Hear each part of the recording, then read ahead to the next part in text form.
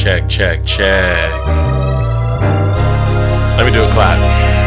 3, 2, 1. Wow, that. Check. Let me get a mic check from you. Check. Another one. Check. Okay, that was the most rushed intro we've ever had. This is the ATP Podcast with your boy Jay. Mark Figueroa is in the building. And this is episode 189, I think. I hope. I believe. We're creeping up on that 200 mark, man. Feels good. A lot to talk about, obviously.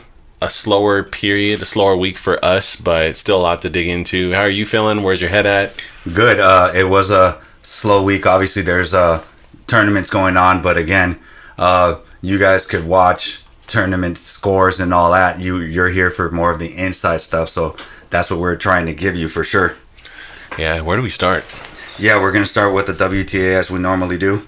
So Garbina Muguruza, who just retired, she is named the new tournament director for the WTA finals. Interesting. Yes, obviously it's going to be in Saudi Arabia this year. What are your thoughts on her being the tournament director? I don't know a lot about her off-court personality, but I do like this someone who knows what a player wants and needs out of an event is going to be in charge of it. So I think this is good news. I think this is crazy for her first one to be the Saudi Arabia one. But at least we know she's got essentially an endless budget. Yes. You know, they're going to take care of them at that event. True. So that's exciting for her. Good for her. Yes, that's true. And now this will be the first Wimbledon without the Williams sisters since 1996. Wow. Obviously, last week we brought up the wild cards. But now people are a little upset. Caroline Wozniacki, although she is a good pick, she has not done well on grass. She did win the junior tournament, but you have Venus as a former champion and Simona Halep as a former champion not given wild cards, and Wozniacki did. What are your thoughts on that? Yeah, it's a little interesting. I think that if you want me to be totally honest, I do think that Venus is...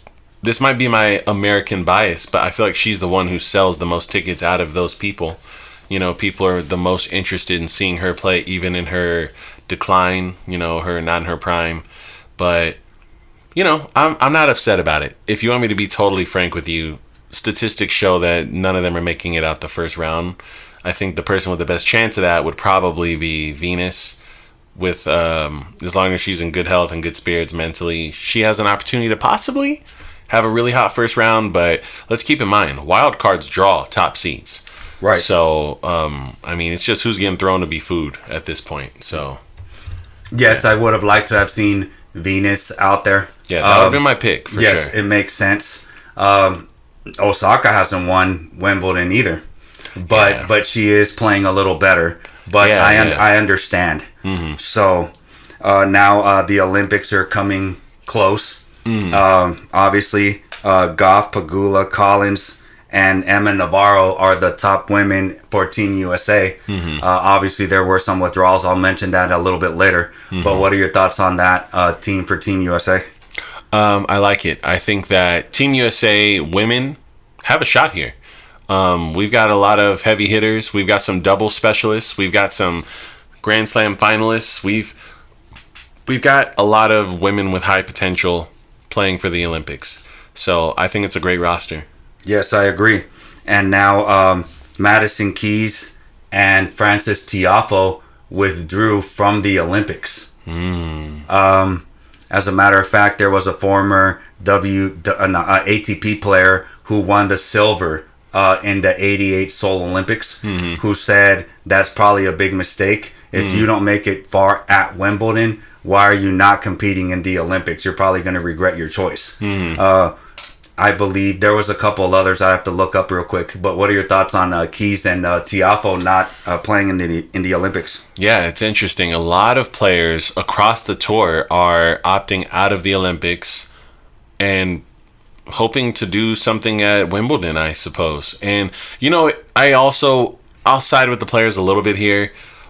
changing surfaces, changing balls, changing all these events, it's not good for the body, and you're not going to play your best tennis anywhere if you're in such a chaotic, turbulent tour.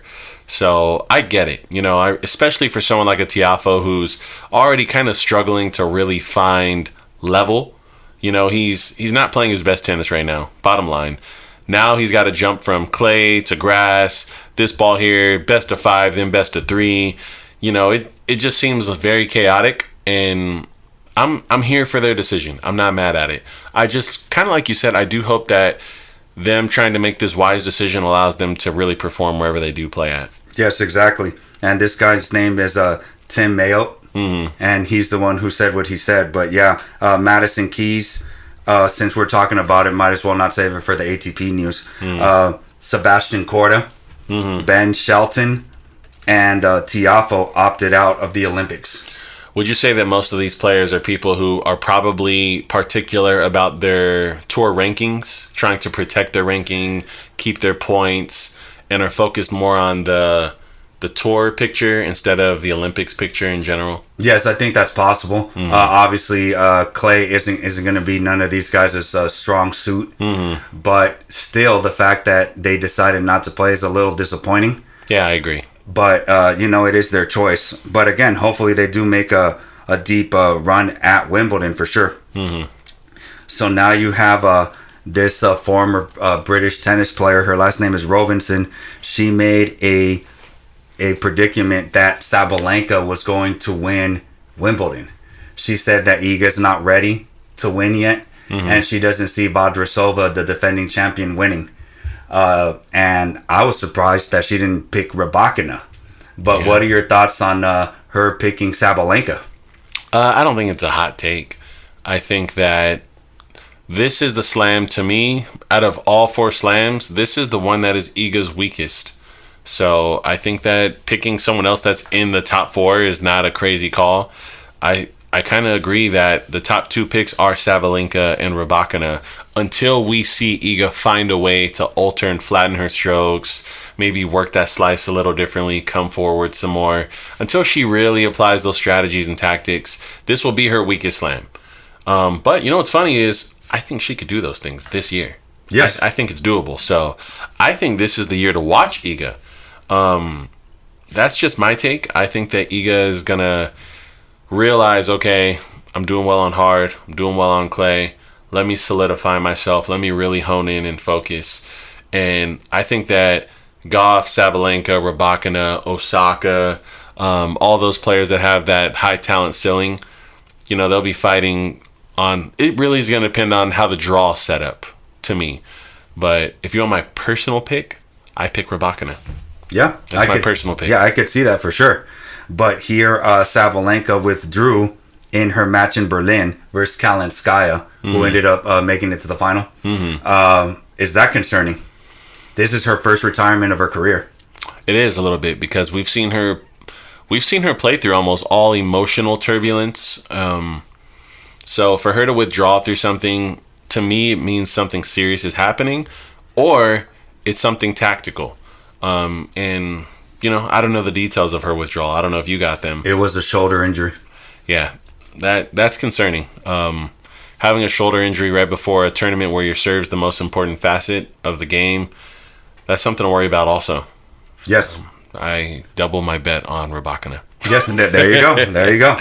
And now we're going to get to the Berlin final where Pegula, who decided to skip Roland Garros, won Berlin, beating Kalinskaya. And also, this is pretty funny, when Sinner won his match, won the tournament, he made a shout out to Kalinskaya and said, I really felt bad for her having 5 or 6 match points and not coming through, but she's a fighter type of a speech. But what are your thoughts on Pegula returning and winning a grass court event? I think Pegula's one of those players that tends to have this disappear from the media, reappear brightly type of athletes, and keep an eye on her at Wimbledon. Seriously. I do think she has what it takes to make a lot of noise there, and I expect a deep run from her at Wimbledon. So I'm thinking maybe quarters. We'll see. What is her ranking right now? She's top 5. Pegula? Yes. You're right. She's number 5. Oh, yeah. She's going to have a good draw. So, there's a possibility of her drawing the Iga bracket. Yeah. Which would make a very interesting run. So, I look forward to that. As a matter of fact, Roddick also said that she can make a deep run. She said that on grass, she can control the middle of the court. She can open up the court and expose a lot of weaknesses that she couldn't do on other surfaces. So he thinks that she's going to be a contender. Yeah, keep an eye on her, seriously. And with her being number 5 in the world right now, there's a lot of opportunity there, for sure. So would you put her at 2 behind Rybakina for you? Honestly, maybe. Okay. Maybe. I'm not mad at that pick. I just wish I was watching that tournament.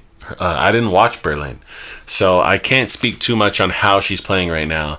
And also, I just don't count out Iga. I don't. Iga for me is gonna be a favorite in every event on every surface, even if it's her weakest surface. So I'm gonna give her some credit there. But with the Sabalenka shoulder and Coco Gauff not being necessarily a grass specialist, I'm interested to see what the top 5 do. Now, this may change your mind. Yesterday or today, Raducanu beat Pegula in 3. And this is her first top 10 victory of her career. And everybody was all, whoa, she won the U.S. Open without a top 10 victory. Yes, the seeds didn't do their job. And she did win the U.S. Open without a top 10 victory. Yeah. But what are your thoughts on her first top 10 victory? I think it's funny because, to be frank with you, I've seen her play top 10 level tennis multiple times. I do think that Raducanu has rock solid ground strokes. I think that she's mostly plagued by injury. She doesn't have the most violent serve. And, at the end of the day, she's very young. She's now 20, 21, barely.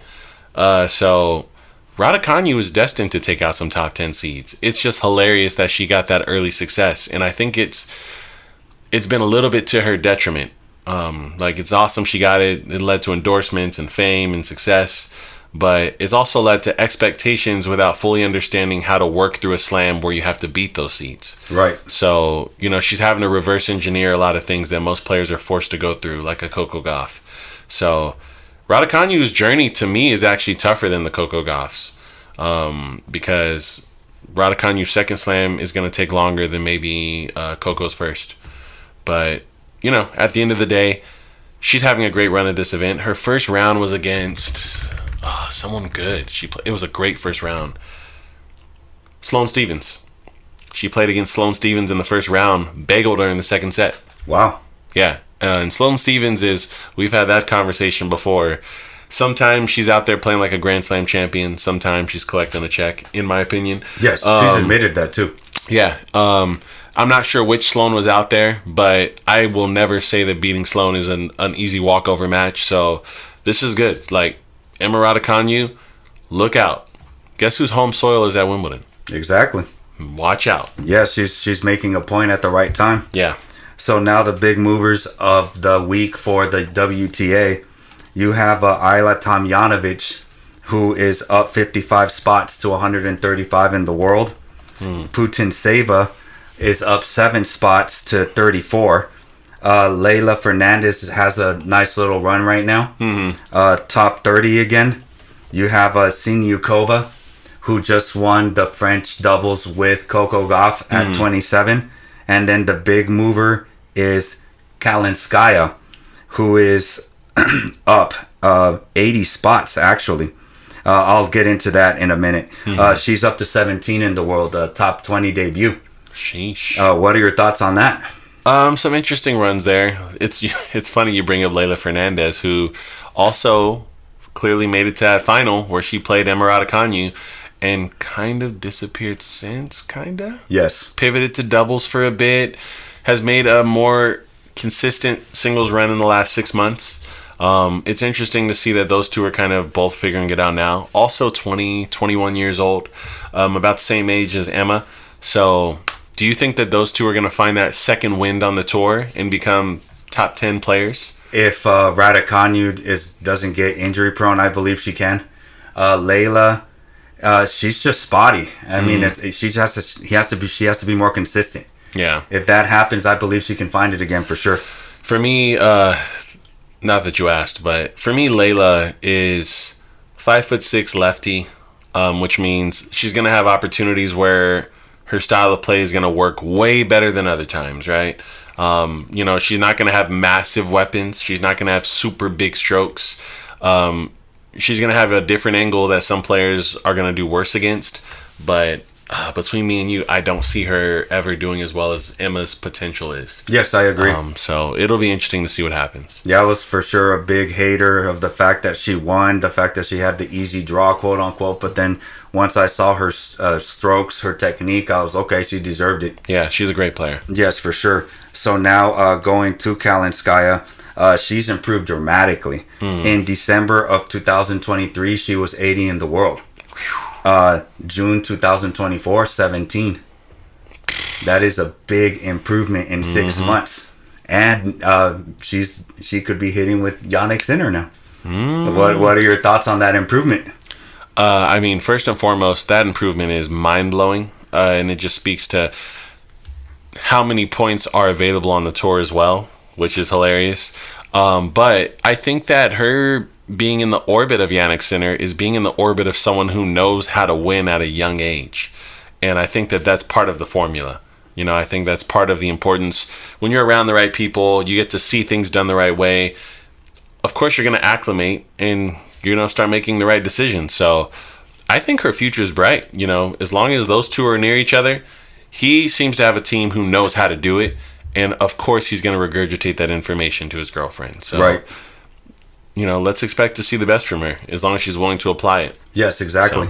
So now moving on to the ATP, you have Zverev, who after his loss to Hurkacz in Halle, he refused to have a press conference after the match. And people on the Twitter sphere were not happy. They're all double standard here. When Naomi skipped the French Open, interviews.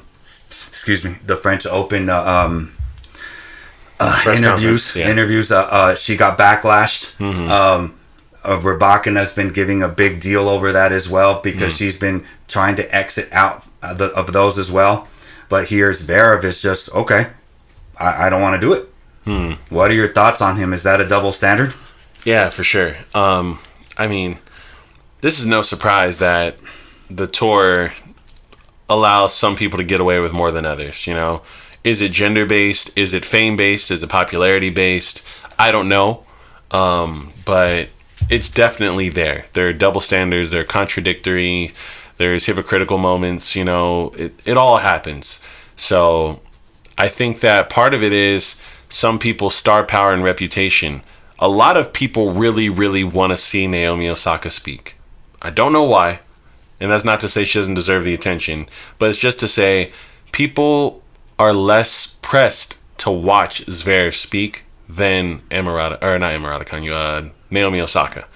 I think sometimes the backlash comes from fans who are maybe upset at what they're missing out on also.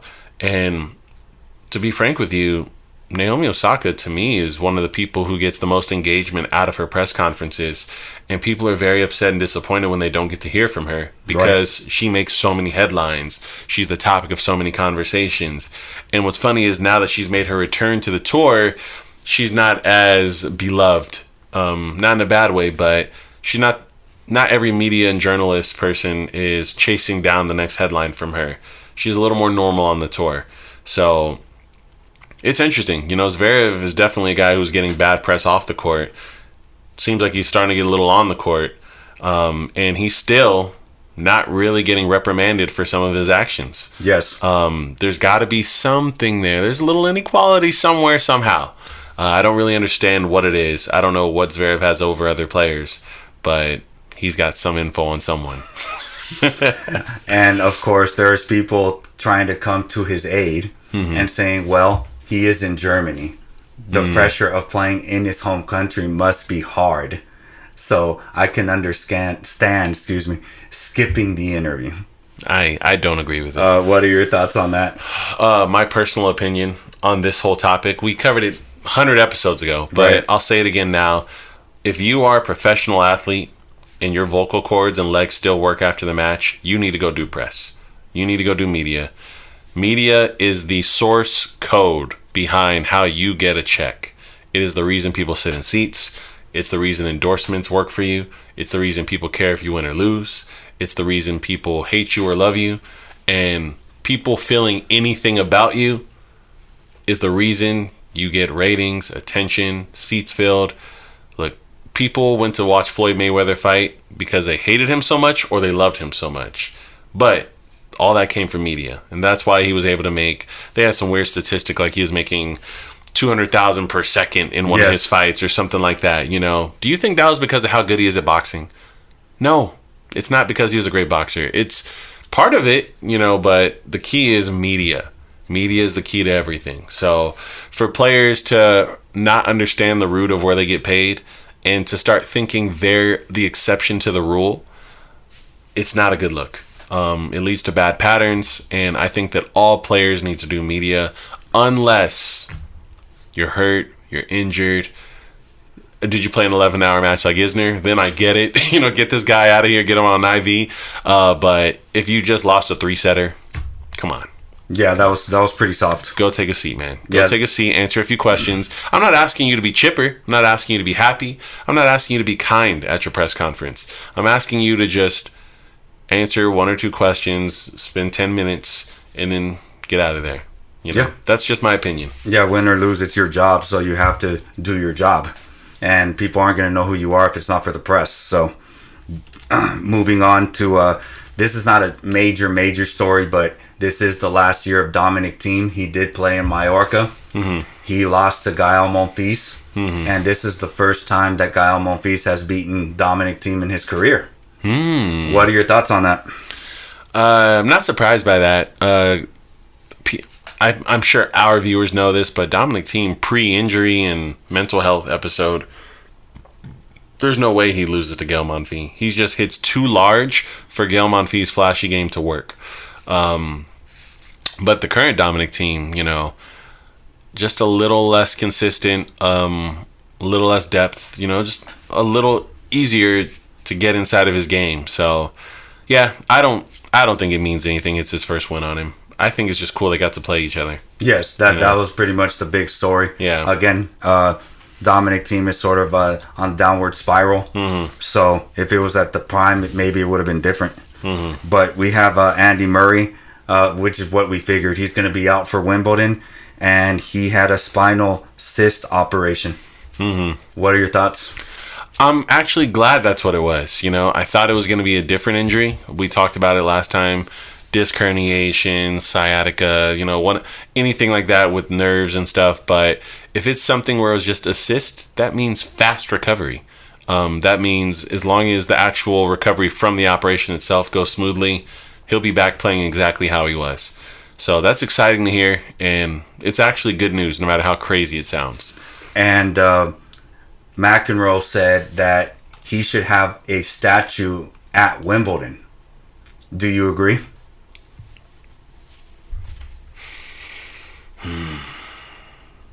I don't think so. Love Andy Murray. Huge fan.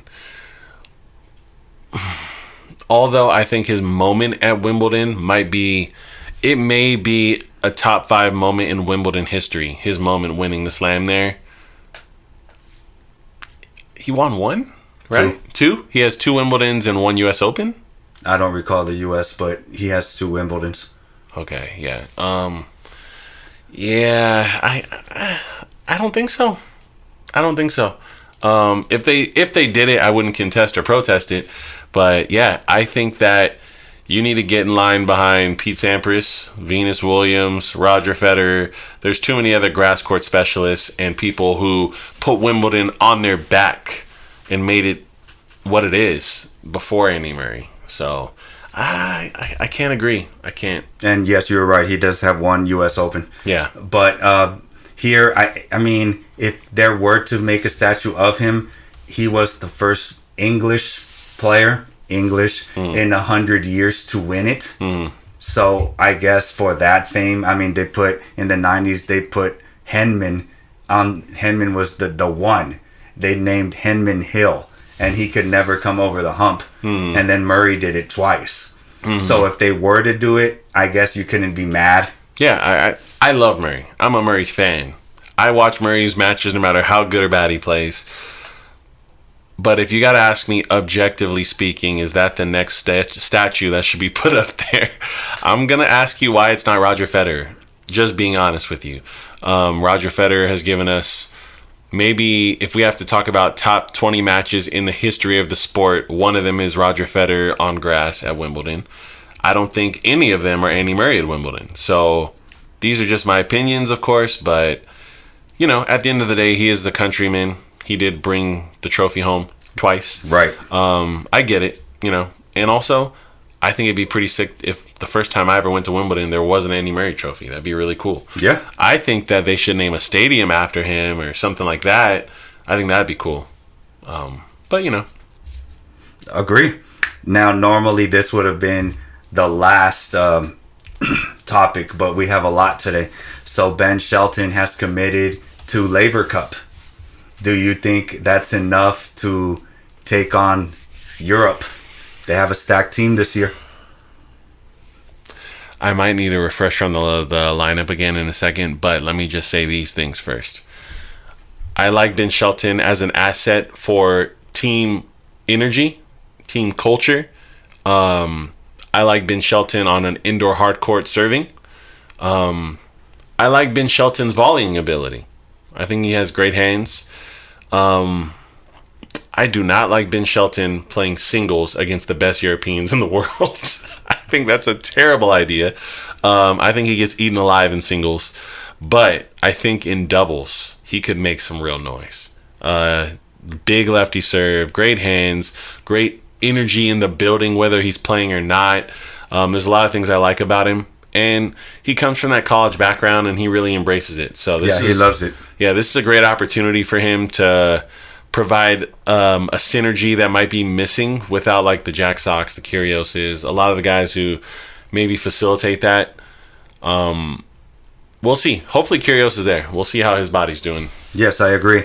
I think he might, against a certain player, he could win for sure. But now we're going to talk about Eubanks. He's defending a lot of points right now. And he did not make a deep run in Mallorca where he won the title.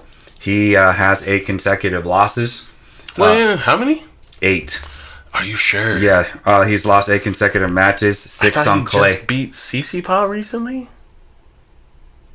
I guess we could look that up, but we'll look that up. But so again, 6 on clay, and he didn't do so hot in Mallorca where he won the title last year. What are your thoughts? Do you think he's could defend his points? No, first and foremost, I don't think he makes the Cinderella story run he made. Mostly not because he's a worse player, because I think that he's on the radar now. Yes. People know him, they know his game. People have analyzed him, and there are holes. His backhand is a liability. His court coverage can be a liability. His serve is people are gonna be looking for patterns in his serve now. And side note, I just remembered it wasn't Tsitsipas. He beat Bublik like 2 weeks ago, a week or two ago. So okay, we'll check on that because I watched that match. But yeah, as far as the Eubanks goes, obviously I think he's an animal on grass. But in best out of 5. You're on the radar now. We understand what kind of player you are. There's no surprises. So good luck to him. I'll look up his ranking right now because I'm very curious to see if he even gets seeded or anything. Well, when he made the run in Mallorca, he was outside the top 100. Oh. Right now, he is 44. Oh, he needs to be 32. 32. Yes. Yeah, he needs to be 32. And he made a deep Wimbledon run last year as well. Yeah, so he's going to be way out of here. So he may drop a lot. Yeah. Do you think he can make another at least 4th round at Wimbledon? I'm going to be really honest. I don't think so. Not because, like I just said, not because he's a bad player. I don't think he's a strong player, but he's got a target on his back now. Teams know who he is, and people aren't taking him lightly. He is a respected player in the tour now, and that comes at a cost. Once you get respect, people walk on the court with a way to beat you. So I think for Eubanks, this Wimbledon determines, is he on the tour for another 6 years, or is he on the tour for another 2 to 3? That's what this Wimbledon tells me. I see. Yeah, you're right. I mean, he has to defend a lot of points, so yeah. He better find whatever game he has quickly. Yeah, it's a very uphill season battle for him if he does not perform at Wimbledon. Yes. So he did win in the quarterfinals in Halle, but he did have 6 consecutive losses on clay. Oh, on clay. Okay. Yes. We all know that. Yes. So I would have assumed he didn't win anything on clay. Yeah, he lost to Nakashima in Stuttgart in the first round. And now he didn't do so hot in Mallorca, where he won the title. Yeah. So, and of course, he lost early to, I believe, Jannik Sinner. That's the stuff I'm talking about. What can you do? Yes. What can you do? Exactly. So, I don't know. I mean, he better, if he brings those aces, he could stand a chance, but we'll see. So, now we're going to talk about Jannik Sinner. He defended... he actually won a title after being the number 1 player. Yeah, I saw that. Is that a big stat for you? Personally, no. I think that, what's funny, that's what surprised me about that stat is how few players are on that list. Because you would think when a guy reaches world number 1 and wins a big tournament, they're going to follow it up with momentum, So I thought it would be a kind of long list. I think it was 5 or 6 players. Right. Yeah, I'm actually surprised at that, but... That's a really cool statistic because when those stats are surprisingly low and short, to me that means they have more value. So he's in good company. Yes, it's Murray, Djokovic, Pete Sampras, Edberg, Connors, and Borg. Yeah, that's crazy company. Federer's not up there. That's a little shocking. Yeah, but when you're number 1 as much and as long as Federer was and as early as Federer was, I guess I understand. I'm trying to reason with myself. Yeah, that makes sense. And now the same person, Roberson, who made the prediction with the women, said that Sinner is the heavy favorite to win Wimbledon. She said that who knows if Djokovic is even going to play. Alcaraz has sort of had a shaky start. He lost in Queens. We'll get to that in a bit. But do you agree? Do you think Sinner's the heavy favorite? Do you remember Wimbledon last year? Any of Sinner's matches by chance? I don't know if you remember any of them. Somewhat. This was the first tournament of last year where I watched it and went, oh, he is a different person. He was clubbing the ball harder than I've ever seen someone do it at his size, with his movement. I mean, I thought he was going to win Wimbledon. I really did. And I believe he ended up going down to Djokovic in the semis. But this is back when I thought Djokovic was invincible. I was wondering how he was going to figure it out against him. And in my opinion, last year, Jannik Sinner was the best looking player at Wimbledon. So I'm glad that you just gave me this refresher. That hot take is not a hot take to me. If he plays like he played last year, he wins. Just my opinion. Everybody thought that he was going to be the one to take down Djokovic last year, especially with the war he gave him the year or two prior to that. And he actually lost more straightforward than he did the year before. It was surprising. Yeah, which was surprising, and it was surprising that Alcaraz pulled it off. But yes, I mean, again, you're right. It's probably not a super hot take. Yeah. But here he diffused the pressure, and he says as long as Djokovic is here, he's the favorite. Do you agree? No. Everyone is just hoping Djokovic is healthy. Like if Djokovic was 100% healthy and not coming off of a surgery, going under the knife, then we could talk about Djokovic being the favorite. But I like that he's trying to escape the pressure with this nonsense. But Jannik Sinner, the pressure is inevitable. You are one of the giant warthog tanks of the tennis tour. You are officially a favorite everywhere your name is listed on a draw. You are a favorite. Doesn't matter the surface. Doesn't matter.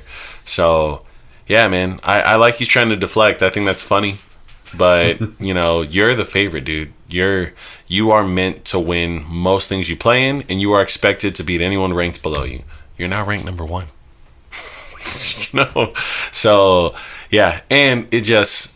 I just want to reinforce this. He looked like an animal last year at Wimbledon.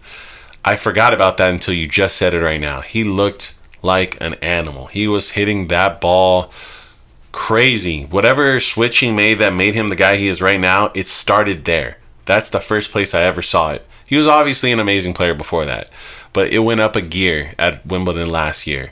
And he's fine-tuned it since then, and obviously he's beating everyone, but...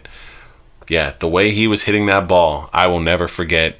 Before he played Djokovic, he was running through seeded players like they were nobodies. Exactly. So, yeah, I actually really look forward to seeing his forehand and backhand on that grass at Wimbledon this year. I 100% think he takes Wimbledon. I love the idea of Alcaraz meeting him in the final again and starting the brotherly romance of battles on the surfaces. But, yeah, I'm leaning towards center this time. Yes, I can see that. That's actually a safe pick. Mm-hmm. So now we're going to go to Djokovic. Mm-hmm. He's been very public about his injury. Mm-hmm. As a matter of fact, there's I believe it was a publication in Spain, I'll look it up in a bit, who said that, I don't know, that it appears that he's coming back way too soon, and it could be kind of fake. Mm-hmm. That he's coming back way too soon, that he's jumping already and he's sprinting already. Do you think that the injury wasn't as serious as what he claimed? I can't think of a knee injury that requires surgery that isn't serious. I can't think of one. I'm not an expert. I'm not a PT. I'm not the knee expert. My knees barely work, but I'm a little worried he's belittling the injury. I don't know if you remember this, but actually I know you do actually because there's a documentary on it, but Federer had a little injury first, got some work, came back, and it was a little premature. And it turns out that the knee injuries are the start of just something ugly, They trickle into other things and things get worse. And Djokovic's play style, to me, you show me you can jump on camera, it just doesn't speak to you being able to slide on grass and all the other crap you do. So until I see him really playing tennis at a high level, I am not a believer that he's playing at 100% in the next month. I just don't believe it. I would love to see it, and I'd love an explanation after, because that means someone lied. But yeah, I really don't see him playing good tennis before the Olympics at the soonest. Yes, this publication is a Spanish publication. It's GS. Mm-hmm. So that's the publication. Obviously, Djokovic defenders is all that's defamation. Mm-hmm. You can get sued, all this types of stuff. But if he says he's injured at this point, this is just going redundant about all the injuries he's had before. Mm-hmm. You just have to believe it. Mm-hmm. And he even said himself, and I actually believe him this time, when he said, if I'm not up to it, if I feel that I can't win it, I'm just going to give my spot to somebody else. Mm-hmm. And he said that. Mm-hmm. So you got to go with him saying that he is injured and just go with it. Mm-hmm. So now Roddick got into it with this account that is supposedly a big Djokovic supportive account. Mm-hmm. It's called PaviG. That sounds familiar. Yes, and he said, speaking about Lamar, mm-hmm. he ain't like us, referring to Djokovic. He's different. And then in that same interview, he said he's a attention grabber, mm-hmm. and he ain't like us. All of a sudden, this account was all, why are you trying to start stuff? Why are you trying to start the beef that you had when you were in the pros with Djokovic? Everybody knows you don't like him. Mm-hmm. So why are you trying to start stuff? Mm-hmm. As a matter of fact, Roddick went on his podcast and just went off on this account and said, you could support your guy if you want, but you have to be respectful about how you do it. And as a matter of fact, I was giving him a compliment. I wasn't dissing him at all. So back off. What are your thoughts on Roddick and this account going at it?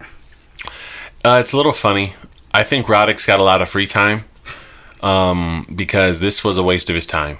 You know, Roddick, anyone who actually keeps up with Roddick's podcast, Roddick's media commentary, Roddick's commentary on Tennis Channel, you know that Roddick plays a pretty neutral role.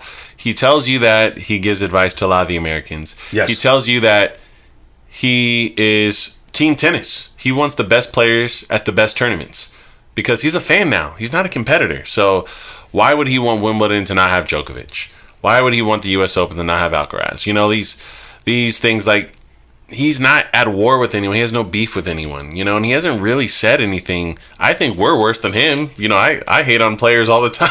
You know, I would understand if fanatics went off on someone like me, but I think Andy Roddick does an incredible job with his media of staying pretty neutral, being pretty honest, being pretty humorous and comedic at the same time. A little weird. I don't think he's a fanboy of Djokovic, but he's not supposed to be. Who cares? No.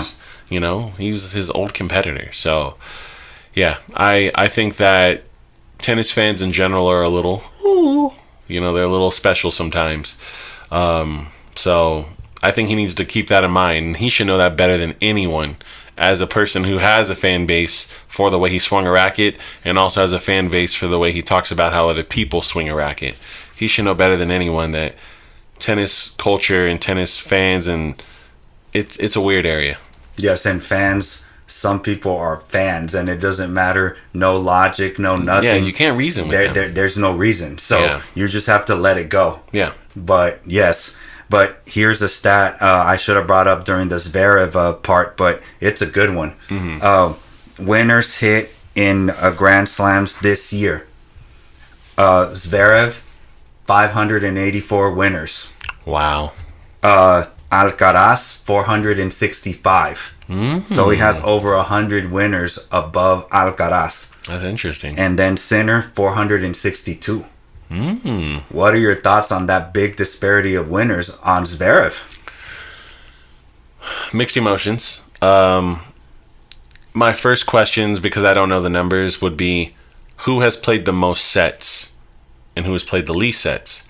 Because the most important factor in all this is who's spending the least time on court. And if Zverev is just playing more match time on court, then the winners' numbers are less impressive.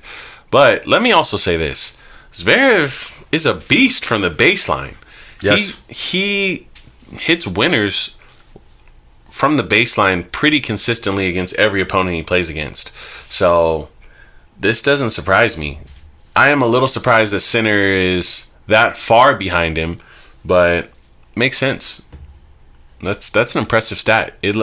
This speaks to why me and you have both said it's not if he's going to win a slam, it's when.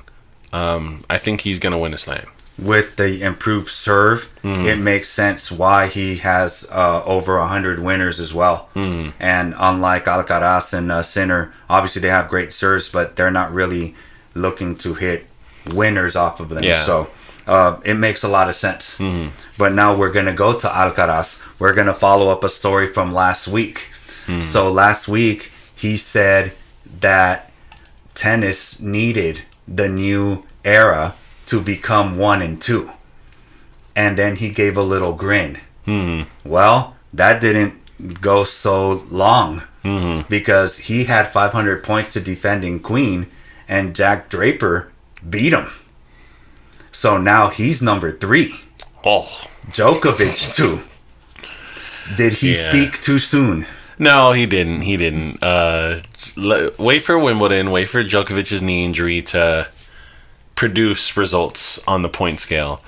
I think that is hilarious how quickly right after he said that he went to number 3. But yeah, as soon as those Wimbledon points come up and Djokovic is not going to be there to defend them, I think that the numbers change big time.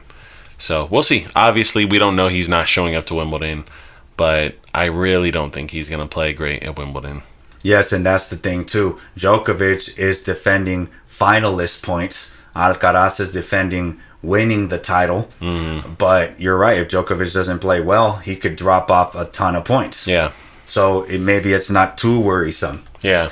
But everybody's making a big deal out of this.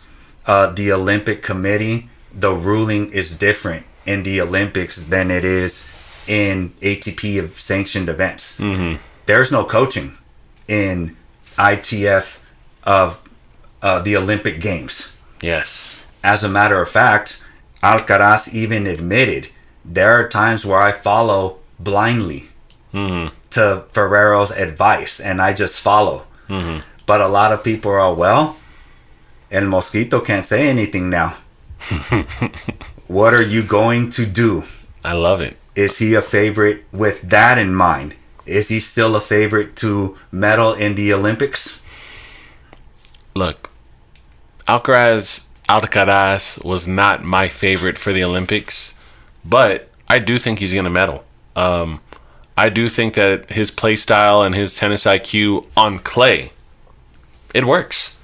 This isn't Wimbledon. This isn't the U.S. Open, where maybe he's a little more collaborative to get his results. I think that here, his natural play style, the feel of the drops, the bigger ground strokes that open the court, his defense, his natural play style to me is top 3 in the world, no matter who he's going against, coached or not. So I think we can still expect him to do well. But I do think when he runs into a Zverev, runs into a Jannik Sinner, it could be the difference maker. So I look forward to seeing what happens. And I also look forward to maybe they approach this complex situation with a solution. Maybe they go over all the strategies right before he goes on court. And it's best of 3 sets, not 5, right? Correct. So how much tactics and adjustments do you need to make in 2 to 3 sets? It's not the same. So I think that he's still going to probably at least place. If they're caught coaching, there's a fine of up to $15,000, and you could possibly get defaulted. So it's a different ball game here. Yeah. Poor Stefanos, I guess he won't do so well. Yeah, CC forget about it. Yes, so that's too bad. But anyway, we're going to go to the documentary. Federer's documentary. What did you think of it? I loved it, honestly. It was unlike any other tennis documentary I've watched. Not to say it was some mind-blowing film experience, but it wasn't trying to force a story on you so much as make you a fly on the wall. You got to really see a side of Federer you don't see. Yes. You've never seen it. You get to hear him with locker room talk. You get to see the dynamic of him and Mirka, which I don't think there's really any media showing that. You get to understand how much trust he puts into his team and how much trust they put into him. Because he was saying, look, they could have stopped me from playing a while ago, but they trusted and allowed me to keep going. And also the severity of the injury and how much work he put into things, and also how many times he walked on court and his team in box knew he was going to lose or thought he could probably win. I liked a lot of it. It was really good. It gave me a lot of insight, and I learned a bit about the dynamics between him and Djokovic, their actual relationship, the highs and the lows. I learned a bit there, and I thought it was very funny to... We might have to... I won't make this an explicit episode, but I want to quote something. So him and Nadal are in the locker room after they lost. And, that was funny. Yeah, and they're both chit-chatting, and he's going, man, he was serving for his last match win ever. And they lose the point. And Nadal's in the locker room just going, that Tiafo. He said Tiafo. Tiafo. Yeah, and freaking he Tiafo. He cussed, but just how angry he was that Tiafo took out their chances of the grand ending. It was funny to watch. Their locker room dynamic was funny, and it was funny to rewatch that Laver Cup match. Yes. So yeah, it was great. What were your takeaways? What did you see? Yeah, there's 3 takeaways for me. One of them was young Federer saying, "If I ever get a surgery, I'm done." And then he had surgery. and he was still playing. Mm-hmm. The second one to me was when he whispered something in Djokovic's ear, and Djokovic got a little weepy-eyed. That was shocking to me. And then lastly was when he was serving for the match, for the super tiebreaker, and he cried a little bit. And honestly, if that hadn't have happened, they probably would have won. Yeah. But it was just insane to see because he's so focused and nothing gets to him that it finally hit him when he was all, this is my career. Yeah. This is the end. I never thought I'd see that from Federer. Yeah. Especially how cool he was going into it and just answering questions so easily. Yeah. So I didn't think it hit him that badly. Yeah. But there are a couple of takes here that were funny to fans. One of them was when Federer beat Pete, and then Bjorn Borg texted him and said thank you because he was going to break the record and he couldn't. Yeah. And then the other one it had to do with Nadal again when he was complaining about Sonego, and he was all his grunting. And Berrettini was all, that's what he does. He wasn't doing it on purpose. He was vouching for him. Yeah, he was vouching for him, and Federer's in the back just busting up. Yeah. Yeah. So a lot of people like those two scenes. Did you agree with those? Yeah, the Sonego scene was hilarious. That was definitely that's probably one of the funniest scenes because Berrettini's like, trust me, he's done it since he was a child. And Nadal's like, trust me, he didn't do it the whole set until I was swinging on match point. He's like, he's imitating it. Yeah, that was a good scene. I love that they included some of that footage. Yes, that was good. Yeah, that was insane. But yes, I thought it was funny. Yeah, it was great. Yes, but there's something I forgot here. This account, they're such defenders and just conspiracy theorists of Djokovic. They always try to start stuff. So this account started regarding Djokovic with so with the whole water bottle, this account said that it was a planned attack, that it wasn't accidental. So this is the account that Roddick was going up against. So this account is known for doing that. Yeah, they're just trolls. Yes. And now the last topic, we haven't mentioned this man in a long time, Nick Kyrgios. Oh, okay. So we're going to, I have to paraphrase, but there was a interview with Mr. Hollywood himself, Patrick Martagaliu. Yep. And he said, what would you say to somebody that needed a coach or doesn't want a coach? And then Martagaliu went Freud on him. He was all, has everybody told you that you were good when you were a child? And then he says, you have this syndrome. I believe it was you're good, something along your some type of like prodigal child syndrome or exactly. Something like that. Yeah. Yes. So he said, put that aside. Can you put that aside to become a champion? Or are you going to allow yourself of being, if I don't win, I'm not good enough? Yeah. What are your thoughts on Freud over here? Over analyzing. So just to recap a little, this was from Nick Kyrgios' show Good Trouble. Right. Where he sat with Patrick Martagaliu on I don't know if it was the finale or if it's just the most recent episode. But he basically told him, you've been told you're special your whole life. And you're afraid that if you do everything you're supposed to do to become a slam champion and you still aren't one, you're a phony. Right. And it invalidates everything you've been told. And Nick Kyrgios went, I don't know. He's like, I never really thought of it that way. But, I think Martagaliu is somewhat onto something. I don't know if what he's saying applies to Nick Kyrgios in particular, but I do think it's something that happens to players. Players that they kind of implode or get in their own way or become their biggest enemy because they're afraid of putting it all on the table. Oh, they call it imposter syndrome. Yes. That's what they call it outside of tennis. Correct. But it's essentially going, am I really what everyone thinks I am? Right. You know? And I think for Nick Kyrgios, that would be quelled after the Wimbledon final anyway. You know, he did put together... Here's the reason I thought it was a little weird for him to say it to Nick Kyrgios. In Nick Kyrgios' year right before his injury, he was doing everything right. He was doing the training, the dieting, not going out late.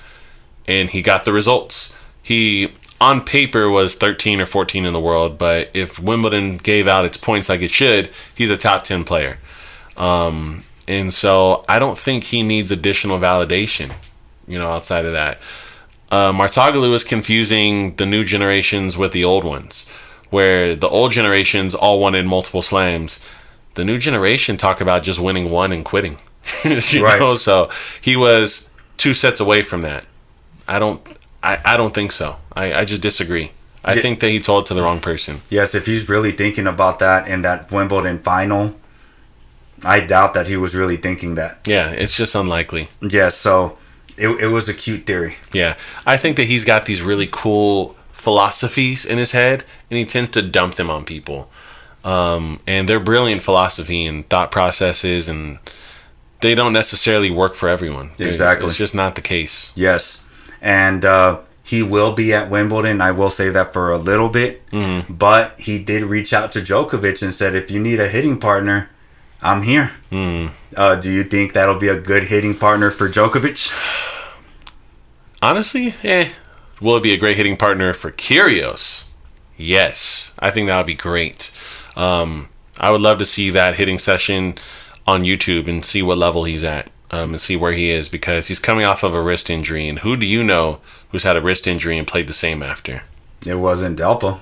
It wasn't Dominic Thiem. Yes. I can't really think of anyone. So, you know, we'll find out. I have seen a little bit of media about the Nick Kyrgios wrist injury, and they're calling it a miracle. Yes. They're really hyping up his return, but we won't agree with anything until we see him play an actual match. So we'll see. Yes, and now just to lay the foundation here, I don't know if you remember this or not, but Kyrgios was fined $16,000 at Wimbledon for coming out to practice with his Jordans. Mm-hmm. And he said, well, it's not as if I was going to play in them. Mm-hmm. But he got fined for that, mm-hmm. and the red cap as well. Mm-hmm. He's made over $12 million in his career, mm-hmm. and has paid in fines over $500,000. Maybe that's chump change for $12 million. I guess he's still up. Yeah. But here's the thing. So all this is for this. Kyrgios was going to be a pundit for BBC. So he's going to be at Wimbledon announcing. Mm. And people are not happy. And they're trying to say, oh, you know, he lost this big case where he hit his girlfriend and, you know, stuff like that. We don't want to hear his commentating. The BBC replied and said, we're not here to pay him to commentate about anything else but tennis. Mm-hmm. Do you want to hear, you yourself, do you want to hear what Kyrgios has to say at Wimbledon about tennis? I mean, this isn't his first rodeo.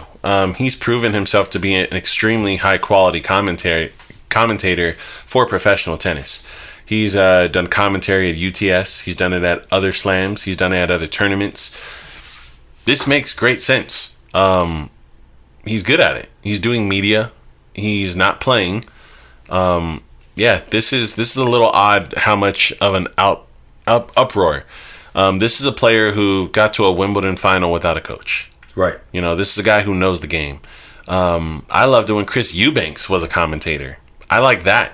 I like when Riley Opelka was a commentator. When you get commentary from successful players who are on the tour within the last 5 years, you get a different level of information than anyone else can give you. It's not that McEnroe jaded, oh, these guys have never walked in the snow for 10 miles. They don't know. It's not that kind of talk. So I think that he's probably my number one pick as a commentator, as a guest commentator on tennis. A lot of people are going after McEnroe for not doing his homework. A lot of the times when there's a new player, his defense is always, he's not even known in his family. And where are the stats? Can you give me something? And he doesn't have anything. Yeah. But my personal favorite is obviously going to be Andy Roddick. Yeah, Andy Roddick's incredible. Yes. He doesn't do a lot of actual match commentating. Right. He does a lot more of the in-between the matches commentary with the Tennis Channel and stuff. Correct. And he's amazing at it. Yes. He's amazing at it. He's so good at it. So... He's so good at it, they let him stream from his closet, you know? Yes, exactly. He's not even in studio, but he's so good they don't care. Right. So, yeah, I think that Nick Kyrgios is behind him as far as quality goes, but he's probably second best. Yeah, Navratilova to me is also really, really good as well. She is. But, Kyrgios, I mean, he was saying why Djokovic was losing, why Murray was beating Djokovic, why Nadal struggled with certain things. So, yeah, he knows his stuff. Whether you like him or not, he does have good comments, and he's played on the tour. So, is there anything else you'd like to add? Nothing of importance, but I do look forward to seeing... Well, actually, I think I have some saved information. But I do look forward to seeing the day Andy Murray becomes a commentator. Because I think he is a bigger tennis nerd than all of these guys. Yes. So I really look forward to that. Let me see. I think I had some information saved, but we might have already discussed it. Yeah, people are trying to push him into a career outside on the courts, but have him maybe do commentating as well or something, some sort of ambassador or tournament director type thing to where he can still flourish in tennis. I don't think that he wants to leave tennis. So he would still be in it and still be flourishing. The only thing I had saved was the actual name for name roster for the USA Olympic team. Okay. Did you want me to read that off to you? Yeah. Okay. So, actually, we didn't list the men's roster at all. Yeah. So I'll read the women's one real fast, just because I do have some comments for this. I'm sure you do too. Coco Gauff. Right. Pegula. Danielle Collins. We didn't talk about that. Emma Navarro. The coach is Kathy Rinaldi, the captain. What are your thoughts on any of those? Anything? Yeah, Danielle Collins, she did well on clay. She won Charleston. She could make noise. Yeah, I can see it. Yeah, and obviously we love golf and doubles. So yes, some good news there. And then jumping over to the men's, I have a reaction, but I want to hear yours first. 2024 Men's USA Olympic Team. Taylor Fritz, Tommy Paul, Chris Eubanks, Marcos Giron, Rajiv Ram, Austin Krajicek. However you say his last name. Yeah, Krajicek. Captain, Bob Bryan. That's a good one. I like the captain for sure. Rajiv Ram and Krajicek, they could make noise at doubles for sure. Easily. Yeah. As far as the singles, I guess it all lies on Klayler. If Klayler could show up, he's the one. If not, I don't see any of those other guys making noise. Yeah, I'm actually really surprised at Giron and Eubanks being selected for an Olympic team on clay. Right. A little surprised by that. This almost looks like a grass team lineup. Yes. But yeah, interesting stuff. Just figured I'd read that off since we didn't do an actual direct reaction to it. But yes. Yeah, that's all I got. All right. In that case, I hope you guys were entertained. ATP. Adios.